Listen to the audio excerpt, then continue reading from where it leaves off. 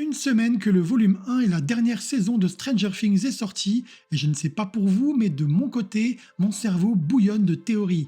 Et je ne suis pas le seul puisqu'Internet a littéralement succombé à la même frénésie. J'ai donc passé plusieurs heures ces derniers jours à lire des théories en tout genre pour vous collecter la crème de la crème. Salut tout le monde et bienvenue sur Chronique Fantastique. Aujourd'hui on se retrouve de nouveau à Hawkins pour parler de tout ce qu'il pourrait se passer dans la seconde partie de la saison 5 de Stranger Things.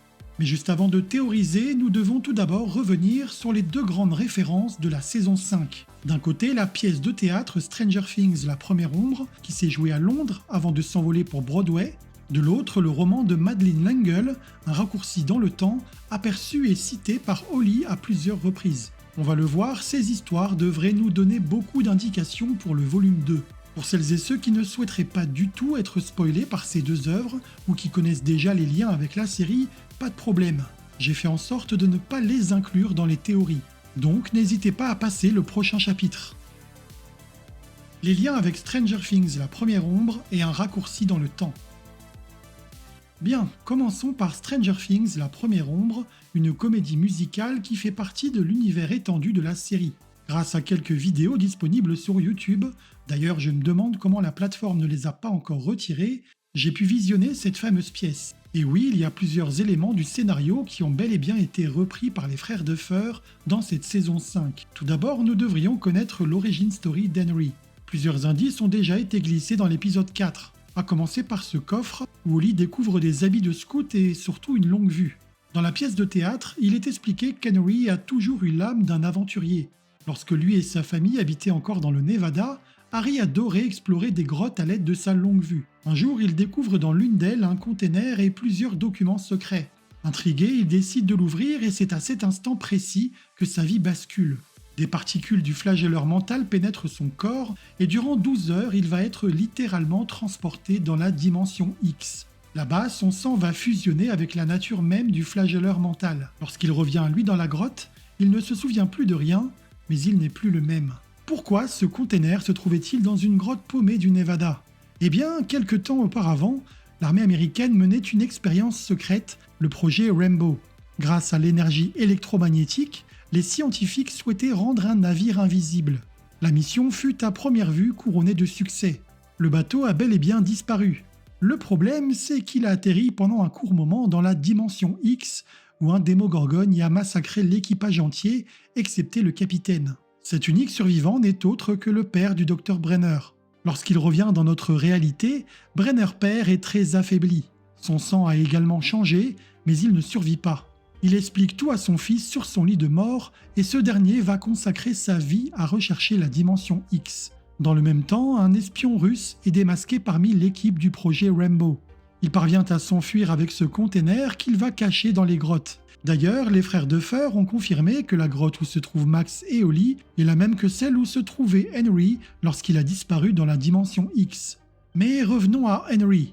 Son comportement a totalement changé depuis les événements qui se sont déroulés dans la grotte. Un incident grave se produit à son école et ses parents décident donc de déménager, direction Hawkins. La suite, vous la connaissez. Henry bascule peu à peu du côté obscur. Il tue des animaux, ce qui finit par attirer l'attention. Dans la pièce de théâtre, d'autres événements vont se produire, mais je ne pense pas qu'ils intégreront la continuité de la série.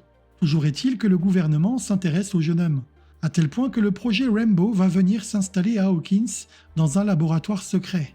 Le fils de Brenner en est devenu la tête pensante et il va effectuer quelques expériences sur Henry. Son but est limpide, il veut ouvrir un portail vers la dimension X. Et c'est là que surgit le nouvel élément important qui fait le pont avec la pièce.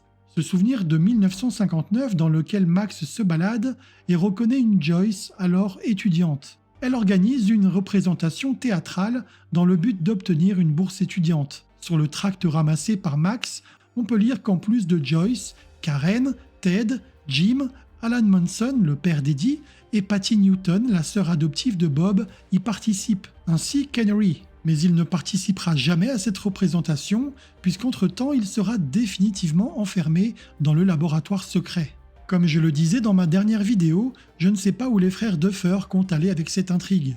En effet, cela poserait d'énormes problèmes de logique s'ils reprenaient ces événements tels quels. Si c'était le cas, et pour vous la faire courte, il n'y a aucun monde où Joyce et Jim n'auraient pas fait le rapprochement avec Henry depuis la saison 1.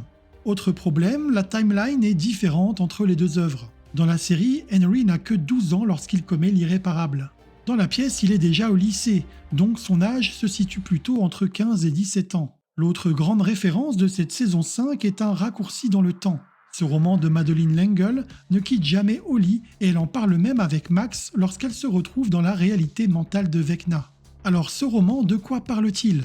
Eh bien, nous suivons les aventures de Meg, une adolescente brillante mais mal dans sa peau, notamment parce qu'elle souffre de l'absence de son père, un scientifique qui a mystérieusement disparu. Elle fait la rencontre de Mrs. Watsit, un personnage excentrique qui lui explique que son père est toujours vivant mais qu'il est bloqué dans un espace-temps différent. Accompagnée de son frère Charles Wallace et de son ami Calvin, elle part à la recherche de son père grâce au Tesseract, un objet qui permet de plier l'espace-temps. Leur quête les mène sur Camazos, une planète où tout est uniforme. En effet, une conscience appelée It contrôle les esprits comme une ruche.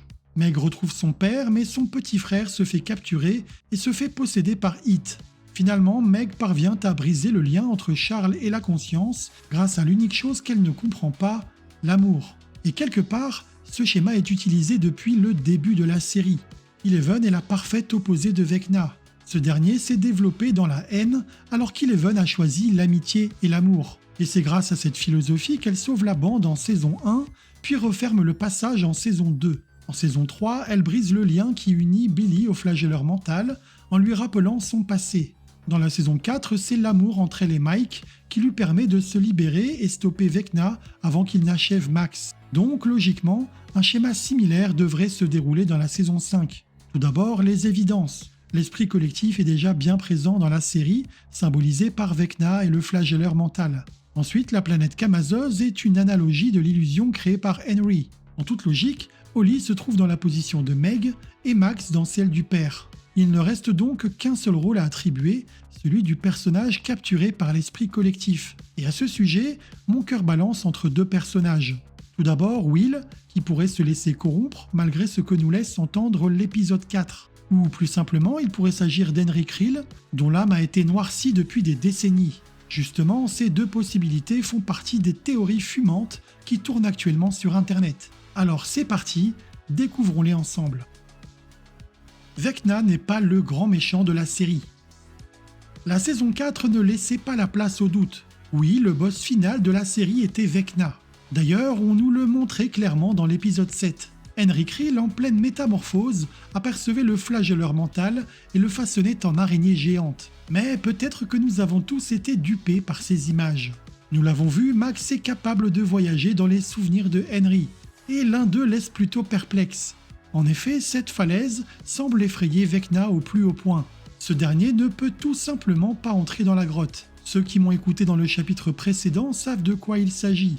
Pour les autres, eh bien sachez que ce souvenir prouve pour de nombreux fans que Henry n'est pas le grand méchant de la série. C'est bel et bien le flagelleur mental qui contrôle Vecna et pas l'inverse. Au moment précis où il s'apprête à entrer dans la grotte, quelque chose l'arrête net. Et si c'était le véritable Henry Creel, caché au plus profond de Vecna, qui l'empêchait d'entrer en raison de son traumatisme passé? Pour certains, cela augure même un retournement de situation.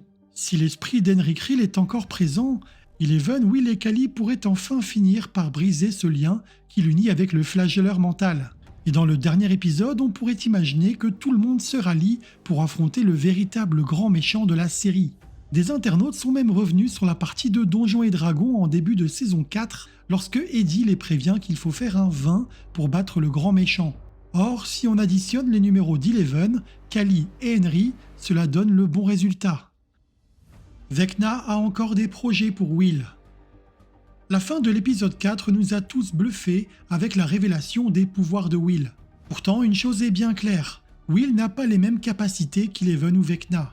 S'il ne peut pas déplacer les objets ou entrer dans l'esprit des gens, il peut en revanche emprunter les pouvoirs de l'esprit collectif. C'est pourquoi il adopte le même mode opératoire que Vecna. Ses yeux blanchissent, il se fige, détruit littéralement les 3 démogorgones en même temps, puis essuie le sang qui coule de son nez.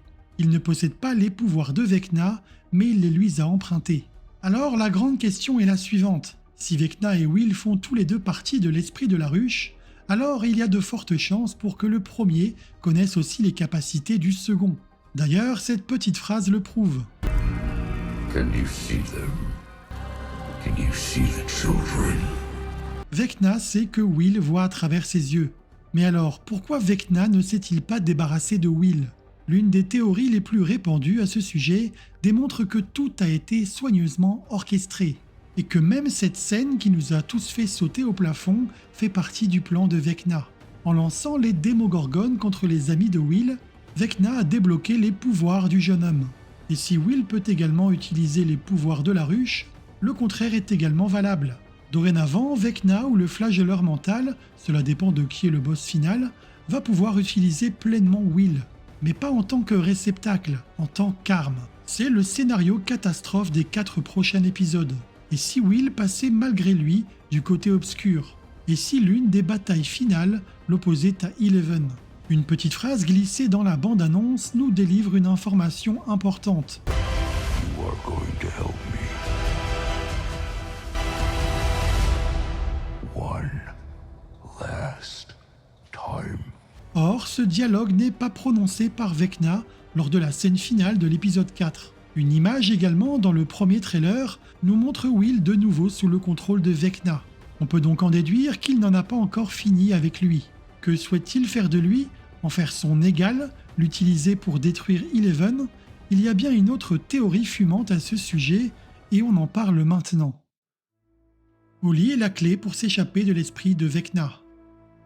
Tout porte à croire que Max va trouver la solution pour s'échapper du piège mental de Vecna, et par la même occasion sauver Holly. Pourtant, plusieurs indices semblent indiquer que c'est plutôt la sœur de Mike qui devrait trouver la solution.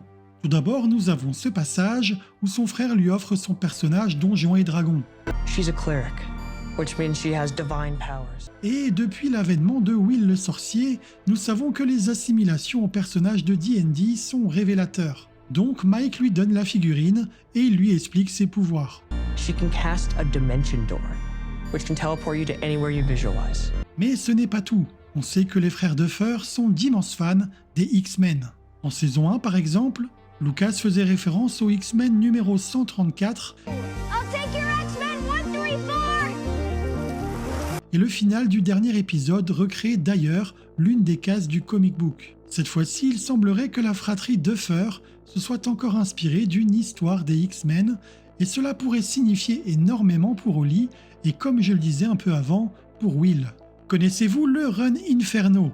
Paru en 1989, ce crossover avec les Avengers raconte l'histoire de démons qui souhaitent ouvrir les portes de leur dimension sur New York. Pour y parvenir, ils prévoient de sacrifier non pas 12 mais 13 enfants.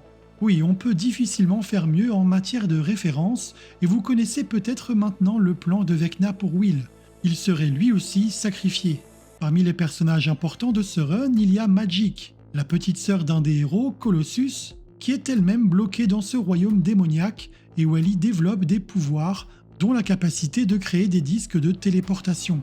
Si vous ajoutez à cela les références au roman Un raccourci dans le temps, où Holly s'identifie à Meg, l'héroïne qui traverse les dimensions pour retrouver son père, ou encore cette image d'une des bandes annonces qui nous montre une mystérieuse porte, cela laisse donc présager qu'Holly aura une importance capitale dans l'évasion de la prison mentale qui devrait avoir lieu dans l'épisode 6. Là encore, il s'agit peut-être d'un piège de Vecna pour pouvoir ouvrir définitivement un portail vers le monde entier. Dans les comic books, c'est en utilisant Magik à son insu que les démons parviennent à créer le pont avec New York. On peut aussi se demander si Holly et Derek ne sont pas plus importants que les autres enfants. En effet, nous n'avons aucune trace des 3 enfants enlevés après Holly.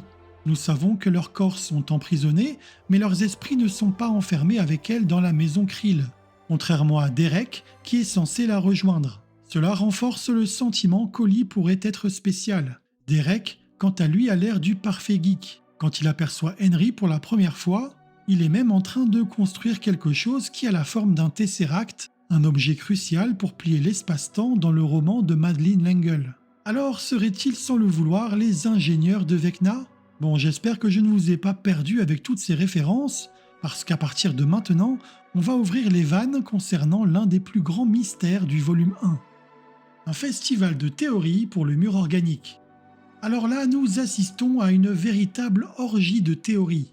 Mais il faut dire que ce mur fait de chair, de lianes et d'autres éléments qui semblent appartenir à l'esprit collectif demeure un épais mystère. Revenons donc à la base. À quoi sert un mur de cette envergure? Que ce soit dans l'histoire bien réelle ou dans l'imaginaire et la pop culture, les murs comme celui visible dans Stranger Things servent avant tout à se protéger. Reste maintenant à savoir qui essaie de se protéger de quoi. Première hypothèse, l'armée essaie de protéger le monde d'une invasion. Bon, celle-ci ce n'est pas ma préférée car elle est difficilement explicable. Ici, c'est le gouvernement et l'armée qui auraient décidé de construire une barrière psychique pour empêcher d'entrer ou de sortir de Hawkins la porte qui mène au monde réel. Ça expliquerait pourquoi ils gardent Callie et aussi pourquoi elle semble très fatiguée.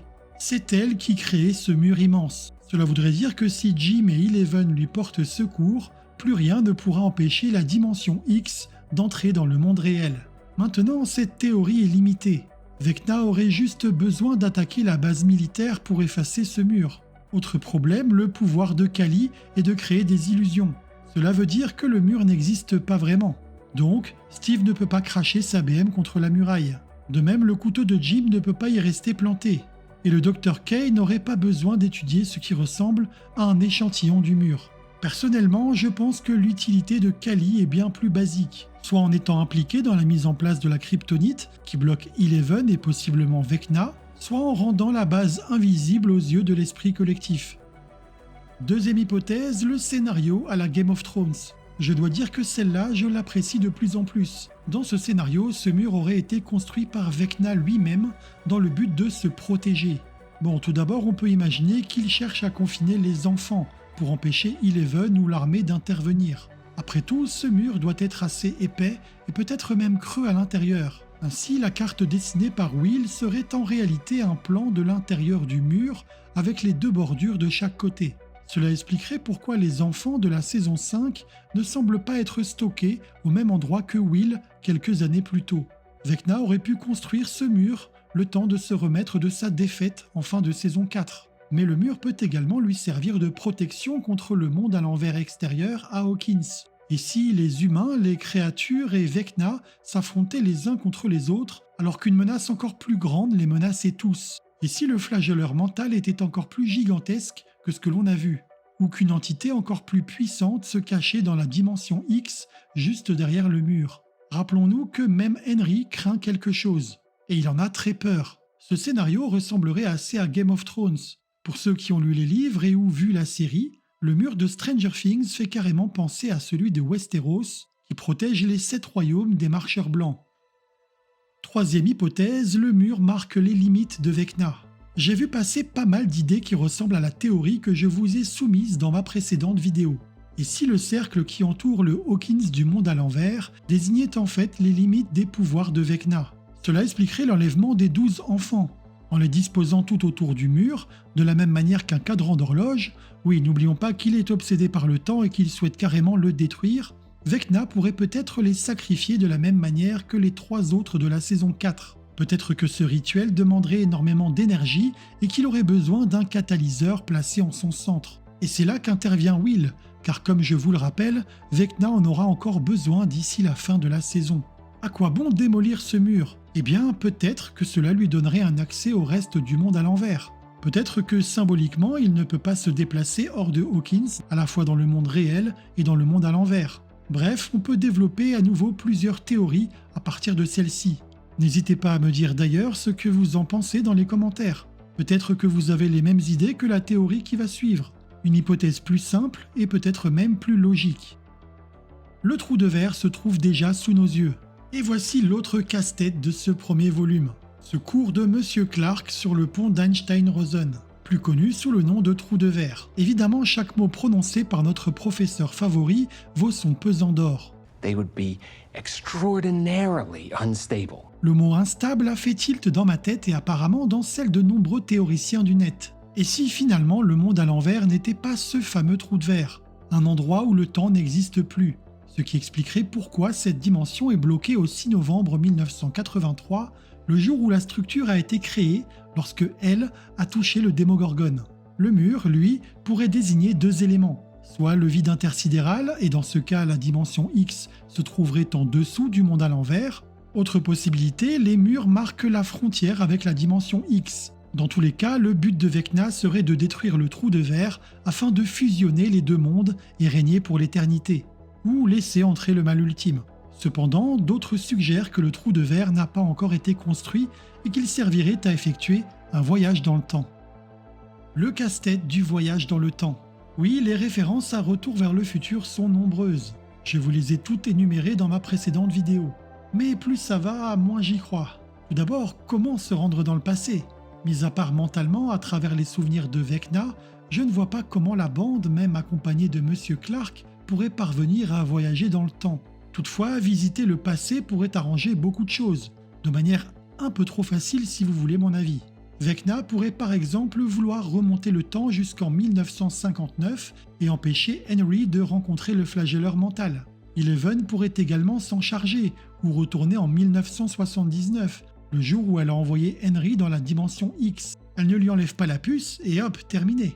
Revenir en 1983 n'aurait en revanche aucun intérêt. Si elle sauve Will et tue le Démogorgon, rien n'empêche Vecna d'enlever quelqu'un d'autre. Une telle fin pourrait correspondre aux déclarations des frères Duffer qui annonçaient une fin de série à la fois douce et amère. Personne ne meurt, Eddie, Barbara et compagnie reviennent, mais par exemple, Eleven ne rencontre jamais Mike, et Jim et Joyce ne se mettent potentiellement jamais ensemble.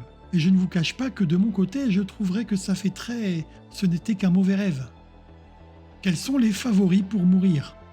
Et enfin, je ne peux pas vous laisser sans aborder la question du sacrifice. Car oui, même dans Stranger Things, un personnage principal pourrait se sacrifier pour permettre aux autres de survivre. Alors, qui pourrait passer l'arme à gauche ? Personnellement, j'aurais bien parié sur un Hopper qui se sacrifie pour sauver sa fille d'adoption.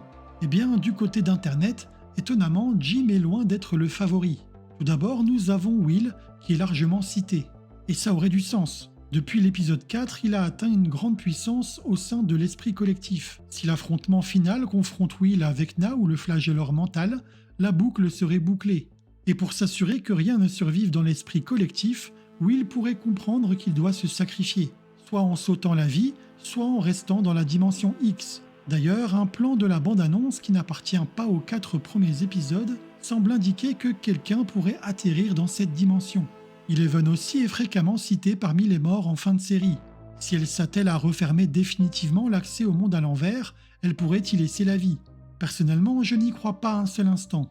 En revanche, je la verrais bien perdre ses pouvoirs et vivre la vie d'une jeune femme normale. Enfin, et je sais que ça ne va pas plaire à tout le monde, il est fort probable que soit Steve ou soit Jonathan fassent partie de la charrette. On a quand même pas mal de clichés qui nous laissent penser qu'ils vont affronter une sacrée épreuve. Celui-ci, par exemple, montre Dustin pleurer dans les bras d'un Steve déterminé, peut-être prêt à se sacrifier. Celui-là montre Nancy et Jonathan dans la même posture. Alors lequel des deux pourrait y laisser la peau ? Jonathan qui aura peut-être fait sa demande en mariage, ou Steve qui pourrait par exemple se sacrifier pour justement sauver Jonathan et boucler définitivement son arc de rédemption. Qu'en pensez-vous ? Quelles sont vos théories sur les personnages dont j'ai peu parlé, comme Kali ou Max ? Qu'en est-il du rôle de l'armée et du Dr. K ? Laissez-moi vos commentaires, que l'on discute de tout ça, et surtout n'oubliez pas de liker la vidéo si elle vous a plu et à vous abonner pour plus de contenu sur Stranger Things et d'autres univers imaginaires. De mon côté, je retourne à mes théories en attendant une bande-annonce pour le volume 2. D'ici là, portez-vous bien et je vous dis à très vite sur Chroniques Fantastiques.